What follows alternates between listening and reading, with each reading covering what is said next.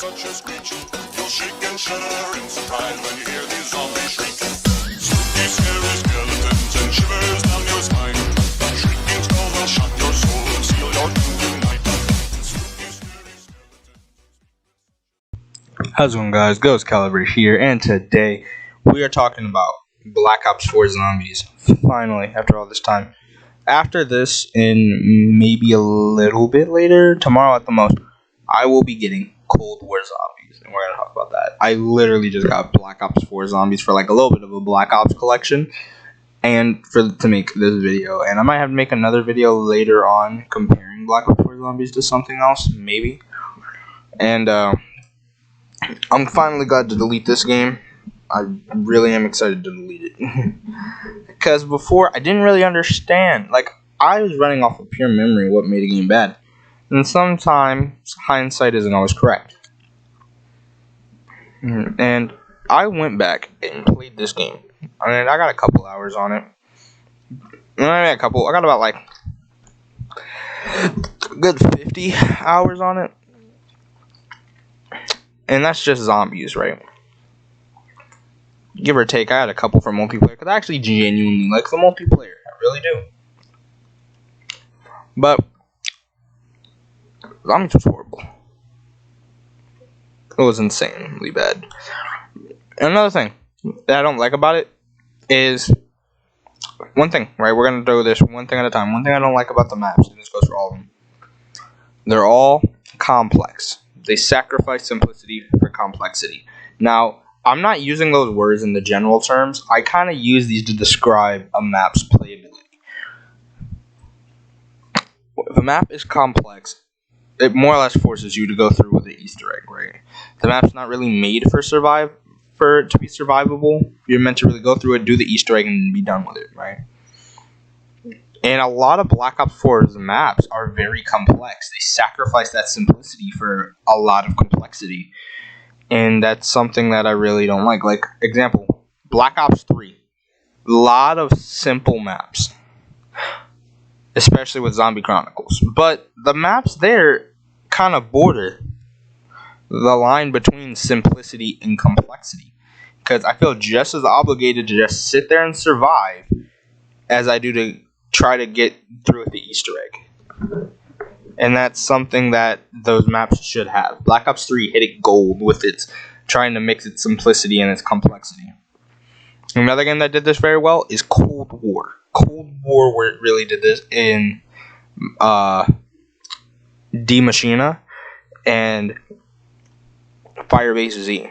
Those two maps really did good with mixing simplicity and complexity. Black Ops 4 fails in this regard. It's almost completely complex. Especially, which the map that I played a lot of, and which this gameplay is of, Blood of the Dead. I keep conflating the two, Mob and Blood and Mob. Blood of the Dead. Where it literally forces you to do a step of the Easter egg, which is getting the shield, if you want to get Pack-a-Punch. And the shield isn't very obvious to get, not all the shield parts. So you're going to have to look up a video. And to look up a video to get to Pack-a-Punch is bad. And at least the other maps didn't do this. It's pretty much just Blood of the Dead and the other Ether maps. Right? Pretty much just Blood of the Dead in my opinion. But the other maps aren't hard. And one of them I didn't really play much of. I played 2 matches of Voyage of Despair because I hate that map so much. I really do. I hate it. I brutally hate it. One thing I don't like is that the shield. They changed up the shield system. Now there's like an overemphasis on using your shield. Which before, with the exception of Garad Crow V, where Garad Crow V made it really good. See, before it was just like to protect your back from zombies, the ones that come up and sneak you. And then it turned into something where it was almost as useful as a weapon that you'd kind of need to always keep on. And before, you never really had to pay for a shield. Just wait for the shield to run out and then get a new one. This one is different. You can always re-up on a shield. It just costs points. Why would it cost points? I don't know. It's very stupid. And the shields in this game, granted, are really good. I really like the Brazen Bull in the shield in Blood of the Dead. I hate the shield in Voyage of Despair, though, mainly because it has ammo. It requires ammo. And the other ones have ammo. Like, the Brazen Bull has ammo, but all you gotta do is just wait. It recharges. The one that's in Voyage of Despair doesn't. You have to wait for a max ammo. And the bullets don't do that much damage anyway. So, that's another thing. Let's go on to something else. Because I've already talked about the maps. Talked about the shields. Now we got 3 more things to talk about. And that should be it for the video. So, let's go on to the third thing that I wanted to talk about. And this is something I really wanted to touch on a lot, is the perks. Jesus, these perks are very bad. In the sense that they wanted to make perks that they wanted to get rid of Crutch Perks. Like, you play zombies, what do you get? You get your Quick Revive, you get your Juggernog, or in Cold War, me personally, I get my Jug and I get my Tombstone. And side note, this is just a little bit of a side note. Stuff came out, which I think I'm gonna go a little bit more emphasis on this later, in like a separate video that I'm gonna make after this. That Tombstone was the lowest rated perk? Really? Jesus, man. I like Tombstone in this game because you get your perks back from reviving yourself, and you actually had a chance. You had your gun. You had your other perks. It was good. Like, come on. Come on, guys. Come on, man. Back to the topic of these perks, though.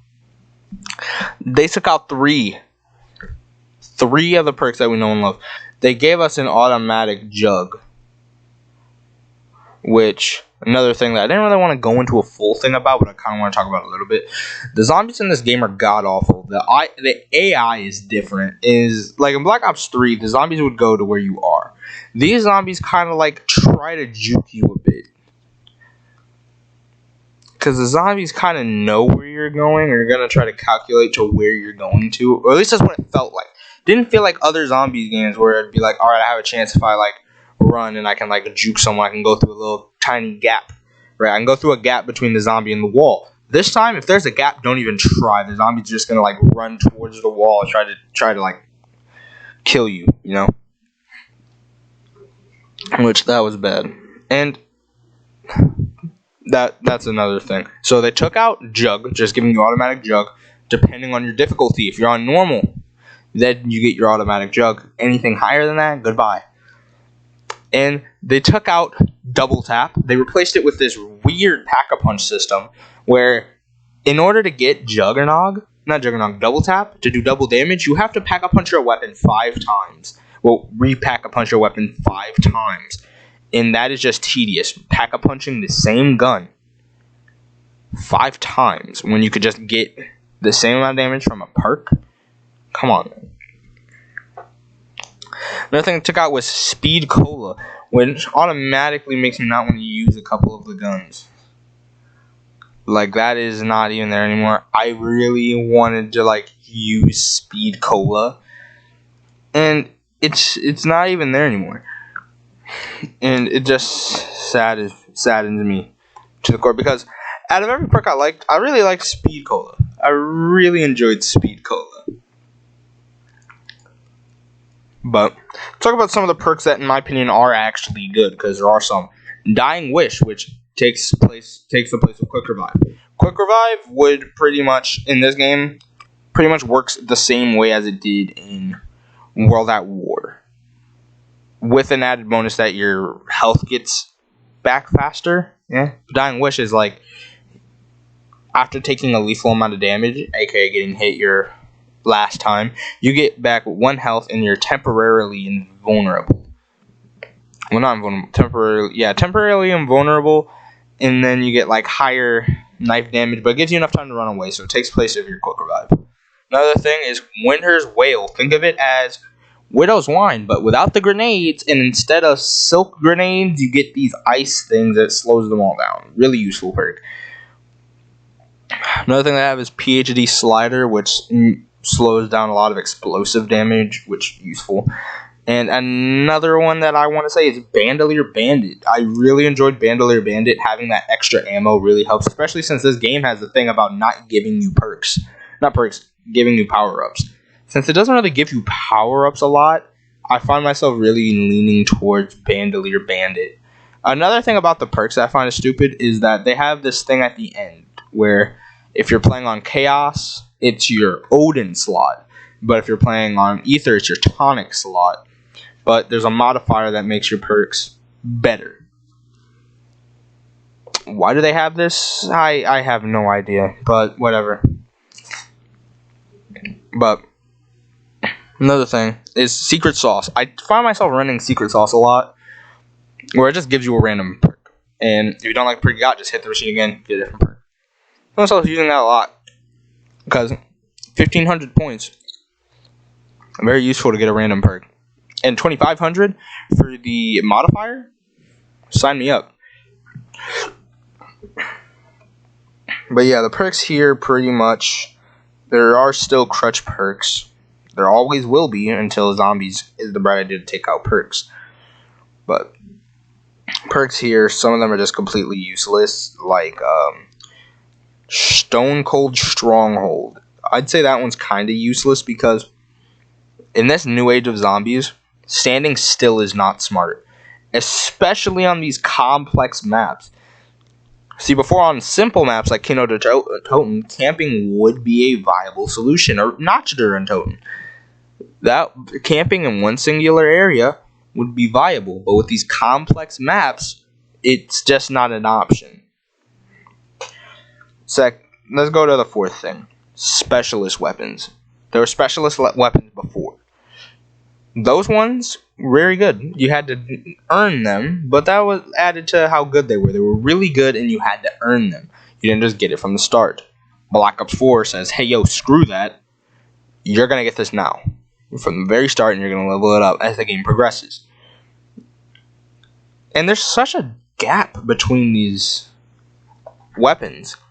Because with Ether, actually, that's where the gap is. There's good, and then there's bad. That's weird to me. But Chaos has it really balanced, actually. I find myself using a little bit of everything, except for the Scepter of Ra. It doesn't really get good until you get it to level 3, but that's really when, like, things just start getting slowed down. Except the Scepter of Ra, in my opinion, I don't use it. But other than that, the other three, like the Hammer of Valhalla, the Chakrams, and I think it was like the Viper and Dragon. Those three, very balanced.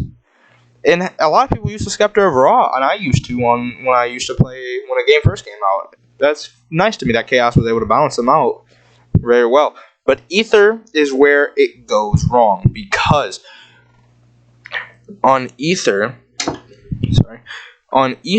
you have weapons that are good, and then there's weapons that are bad. Let's talk about the good ones first. First things first, we have the Overkill. The Overkill pretty much takes place of the Death Machine. So there's no Death Machine perk. There's Overkill. Works exactly like the Death Machine, except when you level it up. The second level is a grenade launcher. A third level is it turns into a nuke. It honestly just turns into a mini nuke. And it's really good. Enough said. It turns into a nuke. What else do you want me to say? Second is the Ragnaroks. It doesn't really change when you level it up. It's just the Ragnaroks. It's really good. It works like a gravity. If you don't play zombies, it's exactly like the gravity spikes from Black Ops 3 and Black Ops 4. That's it. It doesn't really get better or worse. It's just the gravity spikes. You can't really go wrong. And then there's the Path of Sorrows. Path of Sorrows is alright. It's very good in rush mode, though. That's a weird thing to me. In rush mode, this thing is like the way to go. If you're gonna play rush, which I really enjoy rush, like, let's pause on the specialist weapons and talk about the two game modes that they added real quick. They added rush and they added Gauntlet. Gauntlet is a mode where they send a bunch of random challenges at you, and you're supposed to complete them before the round ends or within a certain time period. They can range from anything as just using a certain type of weapon or getting the shield to the end of the round. Some of them are insanely hard, and the other ones are insanely easy. It's kind of weird how there's like a gap there. But it's a alright mode. I wouldn't say it's bad, but I wouldn't say it's good either. Rush though, I was kind of disappointed that this didn't show up in Cold War. Rush mode was a very good mode. I love Rush. Pretty much it's a score-based mode where I'm actually playing the mode here, so the gameplay you're watching is me playing Rush. You're getting points for defending these certain areas. And then you move across the map, you can get Pack-a-Punch unlocked, weapons are free, mystery box is free, but it's on a cooldown, so you can't just spam it until you get the gun you want, which is very good. I love Rush. So, I really hope this shows up in 2023's Call of Duty, but it might not. I don't know, but I really hope it does. Another thing I hope that shows up is Outbreak, but I'm going to save my opinions on that for the Cold War video. Alright, back to Path of Sorrows. Path of Sorrows is the Takeyo's katana, pretty much. You slash it, it's a sword. And then the second level is you do this dash, right? You dash forward, cutting all the zombies in your path, which is very cool, and it helps with hordes. Then, level 3 is where it's at. It gives you a zombie blood. Yeah, like you do this thing, and it gives you a zombie blood, which is really nice, in my opinion. It just gives you a zombie blood. And then we're going to talk about the worst one, the Hellfire, where it's a flamethrower, but when you think of a flamethrower, you would think that the flamethrower shoots a big old flame in front of you. But it shoots like a laser of fire, which is horrible. It's bad. And then when you level it up, it's just like more fire around you and not the weapon itself, which sucks. So, all in all, don't use it. Don't use it. Except maybe in Rush. In Rush, all of those are viable because it's Rush. But, you know, just if you're going to go for Easter eggs or attempt to just survive on high rounds, don't use it. Use the overkill. Okay. Now to one of the last things, right, is the feel of the games. Before zombies, in Black Ops 3, Black Ops 2, and Black Ops 1, you'd hop on zombies. Sometimes you'd relax. It's somewhat of a relaxing game in a weird way. Come here, sit down, relax, kill some zombies. But Black Ops 4 isn't relaxing. It's stressful, and it's kind of like when you take away a relaxing element to a game. Like some games, they have relaxing scenery. Other games, they have relaxing gameplay. Black Ops Zombies kind of had a bit of both. Especially in, God, I'm bringing this up a lot, Cold War's Blackout mode. That was very relaxing. Zombies weren't plentiful until you got to the higher rounds, but, you know, they weren't very plentiful. The landscapes were nice to explore, especially since you got rewards for exploring. And overall, it's really relaxing. Black Ops 4, with the zombie AI, with the complex maps, the way that it's linear and there's corridors everywhere, it's not relaxing. So the feel of it doesn't feel the same. It feels like you're playing a knockoff, which is the worst zombies game. But if you do this right, if you just completely cut out ties to all other Black Ops zombies and just have this, it's alright. It's not a bad game. It's not a great game. But it's the fact that we've experienced better that makes this thing horrible. And that's the reason why Black Ops 4 was very bad.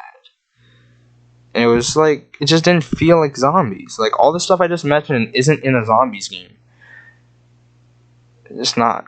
But let's try to end this video off on a positive note by talking about another thing I like, and that was kind of brought into Cold War. That you could change your starting weapons. You could change your starting weapons between the Strife, the Arcade Garrison, the SX model rifle. I heard a lot of people say shotgun when I was watching the videos.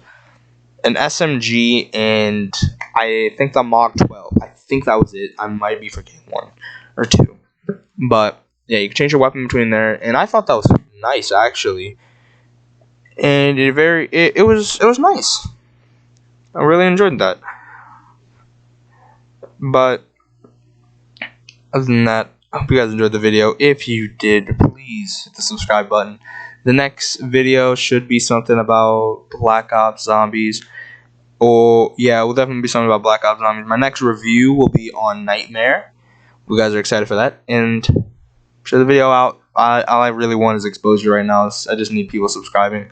Because expect more content like this where I talk about games. And, yeah, that's it. Hope you guys enjoyed. Peace out.